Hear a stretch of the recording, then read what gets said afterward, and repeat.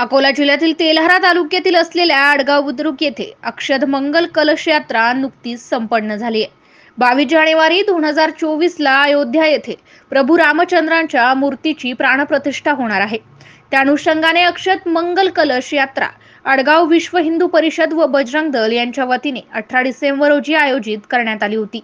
या मिरवणुकीत स्थानिक विहिप, बजरंग दल, सुंदरकांड सेवा समिती, माऊली भजन मंडळ तसेच हिंदुत्ववादी कार्यकर्ते बहुसंख्येने सामील झाले होते। संपूर्ण गावातून प्रदक्षिणा करून नियोजित ठिकाणी परत आल्यानंतर या यात्रा मिरवणुकीची सांगता करण्यात आली। या निमित्ताने गावामध्ये सर्वत्र साफसफाई तथा रांगोळ्या काढून ग्रामस्थांनी या यात्रेचे जल्लोषात स्वागत केले। MCN न्यूज करिता दीपक रेडे, प्रतिनिधी आडगाव बुद्रुक।